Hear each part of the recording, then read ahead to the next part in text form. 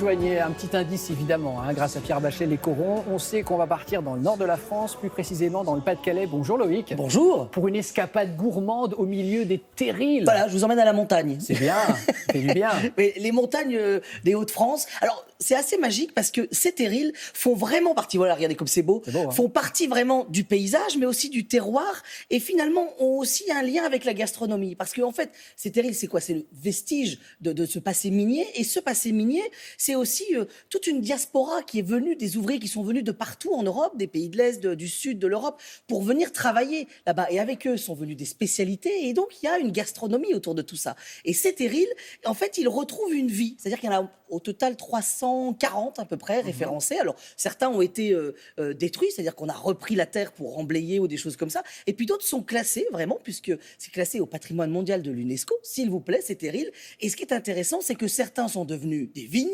On y a mis des vignes dessus, vous allez voir ça dans le sujet. D'autres des fermes se sont installées, et donc il y a des chèvres ou toute une faune qui se développe autour de ces terrils. Et puis il y en a encore d'autres où là on a crapahuté avec un triporteur et on a même cuisiné avec Jordan, qui lui a justement s'est inspiré dans son restaurant de toute cette gastronomie ouvrière et minière. Regardez.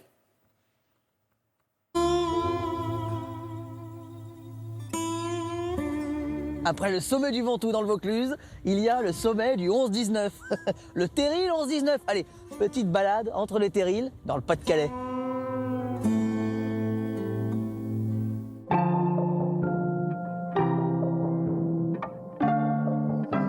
Il y a combien de chèvres là ici qui viennent paître autour de ce terril? Une soixantaine. Alors à l'origine, les chèvres, donc elles sont là parce qu'elles jouent un rôle particulier qui est de protéger le paysage et la biodiversité typique des terrils. Si on laisse la nature faire, ça va se boiser, ça c'est la nature, c'est normal, mais on ne le verra plus. On le verra plus, on va perdre cette carte postale un peu de la région, et puis on va perdre aussi la faune et la flore typique des terrils. Derrière nous, dans ces mares-là, vous avez des crapauds calamites qu'on ne retrouve que sur les terrils ou sur des milieux qui ressemblent à ça, à savoir des milieux très rares. Et ces dames, elles font des petits fromages ou pas? Alors du coup, parce que nous, on aime bien manger dans la chronique. Ouais. Alors là, vous êtes bien tombé parce que là, vous avez donc ces biquettes-là qui passent leur journée à manger de la broussaille et elles vont faire un lait qui est justement du coup idéal puisque il va être riche en matière grasse, en matière protéique, tout ce qui est bon pour faire un lait aromatique.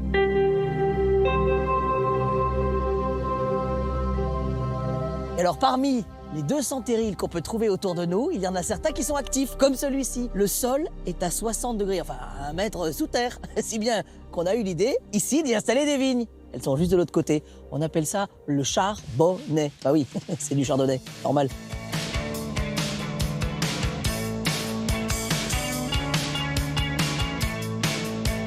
Bon, Jonathan, on est pas mal là. On est bien, on est au soleil. Je voudrais presque dire, c'est presque les tropiques. Carrément. Voilà, on va quand même garder un petit peu l'écharpe parce qu'il y en a un petit vent. Alors là, on va faire un chou farci, c'est ça? Sur une base polonaise. D'accord. Du coup, on a beaucoup d'immigration polonaise. Dans tous les bassins miniers, il y avait beaucoup d'arrivées de population polonaise et il y a eu un transfert de compétences. De compétences, exactement, culinaires. On va d'abord commencer par blanchir les feuilles de chou de manière à ce qu'elles puissent être malléables. Là, on va farcir, on va mettre quoi dedans alors? On va prendre le veau. On va prendre notre chèvre frais. Un petit peu de spéculoos. Allez, on y va. Donc le spéculoos va venir ajouter les épices. On va quand même ajouter un peu de sel et poivre. On va ajouter un petit peu les oignons aussi. Voilà.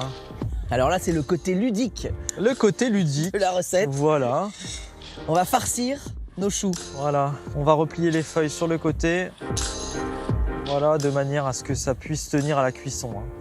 Et là, en fait, on va juste les... On va juste les poêler.